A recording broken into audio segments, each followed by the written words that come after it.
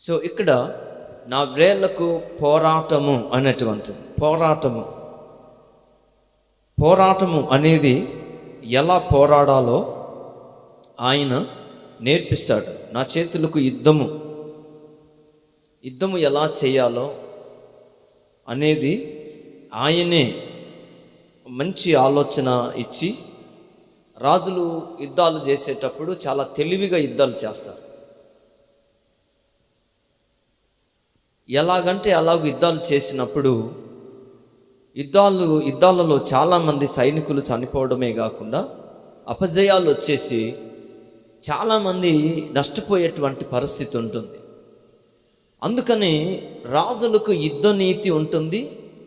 యుద్ధం ఎలా చేయాలి, ఎలా సైన్యాన్ని సమకూర్చుకోవాలి, నడిపించుకోవాలి. సో దీనికి సైన్యాన్ని నడిపించేటువంటి సైన్యాధిపతులు ఉన్నప్పటికీ రాజులే ముందు ఈ విధంగా యుద్ధం చేయాలని చెప్పి వాళ్ళకు చెప్తారు. ఈ వైపు ఇలాగున మీ యొక్క సైన్యాన్ని ఇటువైపు పంపించండి, ఇటువైపు ఫలానా సైన్యాన్ని పంపించండి. డాళ్ళు పట్టుకునే వాళ్ళు, అంబులు వేసేవాళ్ళు, ఇట్లా అంబుల పొది అని అంటారు కదా, ఈ అంబులు వేసేవాళ్ళు. అంటే ఒక్కొక్క వైపు ఒక్కొక్కలను ఉంచి యుద్ధమును ఎలా జరిగించాలో, యుద్ధంలో ఎలా జయం పొందాలనేది రాజులకు చాలా తెలివితో కూడినటువంటి పరిస్థితులు ఉంటేనే రాజులు యుద్ధంలో గెలుస్తారు. అలా కాకుండా అమాయకంగా, అజ్ఞానంగా యుద్ధము ఎలా చేయాలో తెలియకుండా సైన్యాన్ని తీసుకొని ఇంకొక దేశం మీదకి వెళ్తే వాళ్ళ చేతుల్లో ఓడిపోతారు.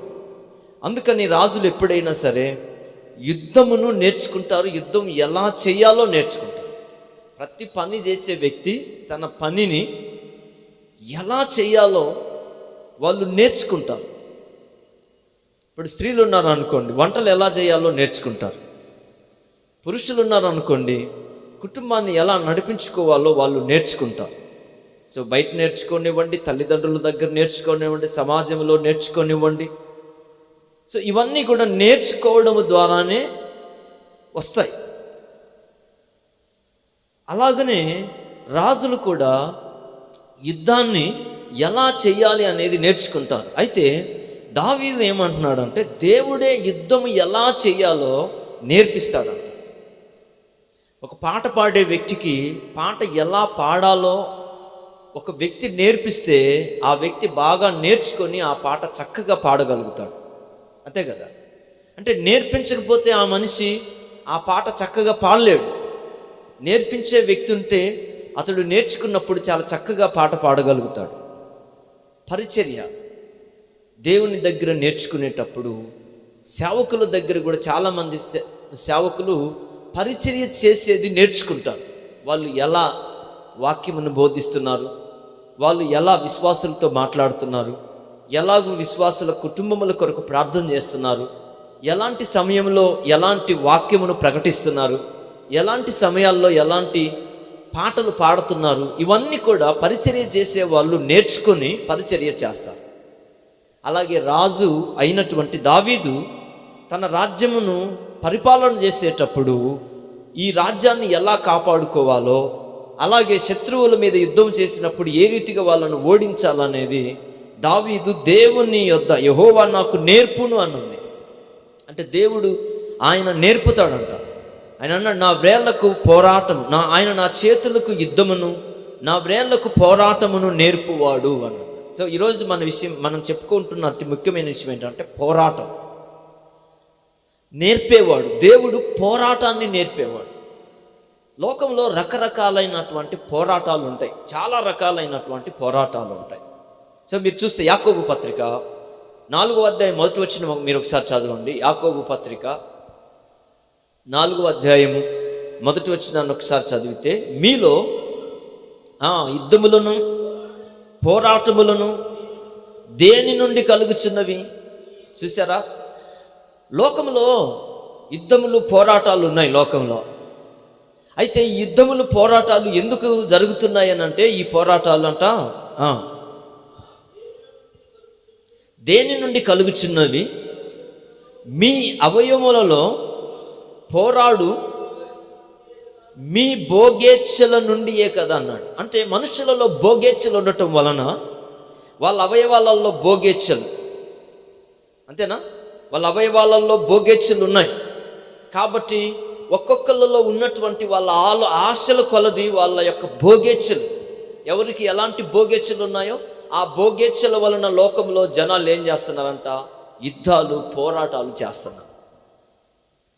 లోకంలో పోరాటం ఉంది. ఈ పోరాటం భోగేచ్ఛల వలన కలుగుతున్నటువంటి పోరాటాలు. ఇవి వాళ్లకు సంతృప్తినిచ్చేవి కాదు, సంతోషాన్ని కలిగించేవి కాదు. ఈ పోరాటం చేసి చేసి భోగేచ్ఛల కోసం వాళ్ళు జీవించి ఏదో ఒక రోజున ఆ భోగేచ్ఛలు అనుభవించలేక వాటిలో తృప్తి పొందలేక ఎంతోమంది ఈ లోకంలో చనిపోతున్నారు. అవి తీరేవి కాదు. వాళ్ళ ఆశలు, వాళ్ళ కోరికలన్నీ ఒకరోజు తిని త్రాగినంత మాత్రాన, సుఖపడినంత మాత్రాన ఆ తిన్న ఆ రోజున అంతటితో అది ఇంకా దాంతో అవసరం లేకుండా తొలగిపోయేది కాదు. మంచి భోజనం చేసినా, కడుపు నిండా తిన్నా, ఎంత ఆహారం తిన్నా మరలా పూటకి మరలా భోజనం కోసం, మంచి భోజనం కోసం ఎతుకులాడుకోవాలి. ఎంత తాగినా మనుషుల యొక్క వాళ్ళకు తృప్తి లేదు, ఎంత తిన్నా తృప్తి లేదు మనుషులకు. అందుకనే ఇవన్నీ శరీరంలో వాళ్ళకు కలిగినటువంటి ఈ యొక్క భోగేచ్ఛల వలన వాళ్ళు యుద్ధాలు పోరాటములు చేసి ఈ లోకంలో వృధాగా వాళ్ళ యొక్క జీవితాన్ని ముగించుకుంటున్నాం. అంటే మనకు భోగేచ్ఛలు ఉన్నప్పుడు మనకు పోరాటాలు మొదలవుతాయి. మంచి ఇల్లు కావాలనుకున్నప్పుడు, కారు కావాలనుకున్నప్పుడు, లోకంలో సుఖభోగాలు కావాలనుకున్నప్పుడు, బంగారం కావాలనుకున్నప్పుడు, ఉద్యోగాలు కావాలనుకున్నప్పుడు, అధికారాలు కావాలనుకున్నప్పుడు, లోకంలో మనకి అయినా కావాలనుకున్నప్పుడు అవి మన శక్తికి మించినవైనప్పుడు మనం పోరాటం చేయాల్సి వచ్చింది వాటితోటి. సో మన దగ్గర ఉన్నదాంతో మనం తృప్తి పొందామనుకోండి, దాంతో మనం సుఖంగా జీవించవచ్చు. అందుకన్నాడు, సుఖముగా జీవించాలంటే ఉన్నదానితోటి తృప్తి పొందిన వాడు సుఖముగా జీవిస్తాడంట. ఎవరైతే లేని వాటి కోసం ఆరాటపడతారో, ఆశపడతారో, లేని వాటి కోసం ఎప్పుడైతే ఎదురు చూస్తారో దాని మూలంగా వాళ్ళు తృప్తి పొందలేక ఆ భోగేచ్ఛలు వాళ్ళలో నుంచి తొలగిపోక వాళ్ళు ఆ పోరాటాల మధ్యలో నలిగిపోతారు. అందుకని ఇక్కడ ఈయనేమంటున్నాడంటే, అయితే యెహోవా నా చేతులకు యుద్ధమును, నా వేళ్లకు పోరాటమును నేర్పుతాడు. నిజంగా దేవుడు తన బిడ్డలకు ఎందుకు పోరాటము నేర్పుతున్నాడు? ఎలా పోరాడాలో, ఎలా యుద్ధము చేయాలో దావీదుకి నేర్పాడు. అసలు పోరాటం అనేది దేవుని దగ్గర పోరాటం అనేది నేర్చుకోవాలి. పోరాటం నువ్వు నేర్చుకోవాలి, దేవుని దగ్గర పోరాటం నేర్చుకోవాలి. ఎందుకనంటే మనము పోరాడేది నేర్చుకోకపోతే, మన మీద ఎవరైనా పోరాటం చేసినప్పుడు మనం ఏమైపోతాం చెప్పండి? వాళ్ళ దగ్గర మనం ఓడిపోతాం. ఎందుకంటే ఇది చూడండి, అపోస్తలుడైన పౌలు ఒక మాట చెప్తున్నాడు. కొరింథీయులకు రాసినటువంటి 2వ పత్రిక 7వ అధ్యాయము చూడండి. మనం ఖచ్చితంగా పోరాటం నేర్చుకోవాలి. ఎవరైతే మరి ఈ దేవుణ్ణి ఎవరైతే విశ్వసిస్తారో, నమ్ముకుంటారో, ఎవరైతే ఈ దేవుని మార్గంలోనికి వస్తారో వాళ్ళు ఖచ్చితంగా పోరాటం నేర్చుకోవాలి. ఏది? భోగేచ్ఛలతో కూడుకున్న పోరాటం కాదు నేర్చుకోవాల్సింది. ఈ దేవుణ్ణి నమ్ముకున్నటువంటి వాళ్లకు, ఈ సృష్టికర్త అయిన నిజమైనటువంటి దేవుణ్ణి నమ్ముకున్న వాళ్లకు, ఆయన కుమారుడైన యేసు ప్రభునందు విశ్వాసం ఉంచే వాళ్లకు భోగేచ్ఛలతో కూడుకున్న పోరాటాలు కాదు వాళ్ళు నేర్చుకోవాల్సింది. వాటిని గురించి కాదు వాళ్ళు చింతపడాల్సింది. సో ఈ దేవుని నమ్ముకున్నటువంటి వాళ్ళకు ఉండవలసినటువంటి పోరాటం ఏంటంటే ఈయన చెప్తున్నాడు. చూడండి, కొరింథీయులకు రాసిన 2వ పత్రిక 7వ అధ్యాయం 5వ వచనంలో, మేము మాసిదోనియాకు వచ్చినప్పుడు మా శరీరము ఏమాత్రమును విశ్రాంతి పొందలేదు, ఎటు పోయినను మాకు శ్రమయే కలుగుచున్నది. చూడండి, ఎటు పోయినా మాకు శ్రమే. మాసిదోనియాకు వెళ్ళినప్పుడు అంట వాళ్ళకు విశ్రాంతి లేదంట. అసలు ఆ ప్రాంతంలోనికి వెళితే, వీళ్ళు ఆ ప్రాంతంలోనికి పౌలు సువార్త పరిచర్య కొరకు వెళితేనంట విశ్రాంతి లేదు. ఎందుకని విశ్రాంతి లేదు అని అంటే ఈయన చెప్తున్నాడు, మాకు విశ్రాంతి లేదు, ఎటు పోయినను మాకు శ్రమయే. ఎట్టుపోయిన శ్రమే. సువార్త ప్రకటించడానికి ఎటువైపు వెళ్ళినా, ఏ ప్రాంతానికి వెళ్ళినా, ఆ ప్రాంతంలో ఎక్కడ సువార్తను ప్రకటించినా శ్రమే కలుగుతుంది. అంటే సువార్త ప్రకటన శ్రమతో కూడుకున్నటువంటిది. సువార్త సుఖాన్ని తెచ్చిపెట్టేది కాదు. దేవుని పని లాభంతో కూడుకున్నటువంటిది కాదు. కొంతమంది ఏమనుకుంటారంటే దైవభక్తి, దేవుని పరిచర్య లాభాలు వస్తాయి అనుకుంటారు. బ్రతకడానికి దేవుని పరిచర్య అనుకుంటారు కొంతమంది. సో అది అసలు సువార్తలో అది లేదు. ఎందుకనంటే సువార్త అనేది శ్రమతో కూడుకున్నది. సువార్తను ప్రకటించేటప్పుడు శ్రమ కలుగుద్ది. ఎలాంటి శ్రమలు వస్తాయో తెలియదు. చెరసాల్లో వేసినటువంటి శ్రమలు వచ్చినాయి. కొట్టి వాళ్ళని ఇబ్బంది పరిచి చచ్చిపోయినాడని చెప్పి పౌలును రాళ్లతో కొట్టి వెలుపల పడేశారు. చచ్చిపోయినారని అక్కడే పడేసి వెళ్ళిపోయారు. అంత శ్రమ వాళ్ళు అనుభవించారు. అంటే దేవుని సువార్త పరిచర్య చేయడం అనేది చాలా శ్రమతో కూడుకున్నాడు. ఎటు వెళ్ళినా మాకు శ్రమే, ఎటు వెళ్ళినా శ్రమే. చదవన్నా వెలుపట పోరాటములు, లోపట భయము ఉండెను. చూసారా, వెలుపట పోరాటాలు ఉన్నాయి. అయినా కూడా పోరాటం ఉన్నప్పటికీ వెలుపల పోరాటాలు, ఎటు వెళ్ళినా పోరాడే వాళ్ళు ఉన్నారు. సువార్తను అడ్డగించే వాళ్ళు ఉన్నారు, వ్యతిరేకించే వాళ్ళు ఉన్నారు, ద్వేషించే వాళ్ళు ఉన్నారు. సువార్తను ప్రకటించుచు ఉండగా ఎన్నో రకాలైనటువంటి పోరాటాలు వాళ్ళ దగ్గరికి వస్తున్నాయి అన్నాడు. వెలుపల పోరాటాలు ఉన్నాయి. ఇప్పుడు పోరాటం అనేది నేర్చుకోకపోతే,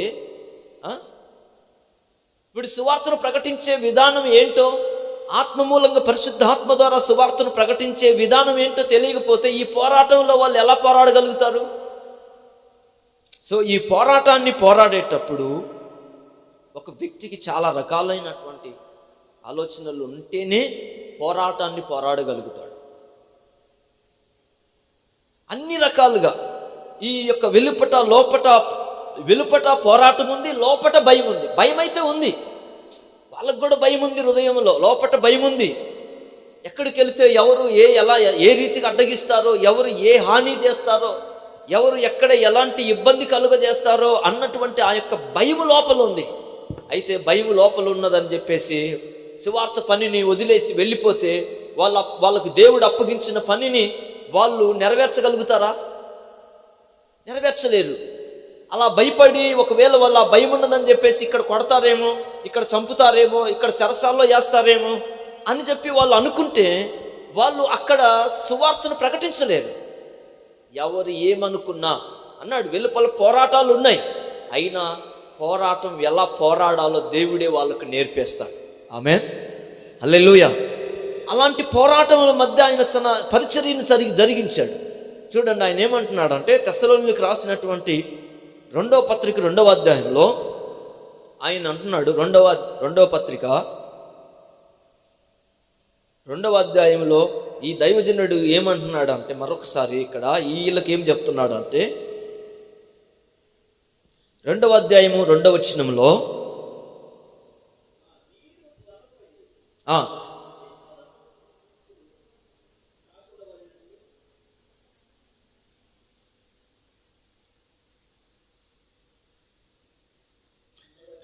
తెస్సలోనికీయులకు రాసినటువంటి మొదటి పత్రిక 2వ అధ్యాయము 2వ వచనం, మీరెరిగినట్టే మేము ఫిలిప్పీలో ముందు శ్రమపడి అవమానము పొంది ఎంతో పోరాటముతో, చూసారా ఏందంట. సో ఫిలిప్పులోకి వెళ్ళినప్పుడంట అక్కడ సువార్తను ప్రకటించే సమయంలో వాళ్ళకు శ్రమ పడ్డారంట, అవమానాన్ని కూడా పొందుకున్నారంట.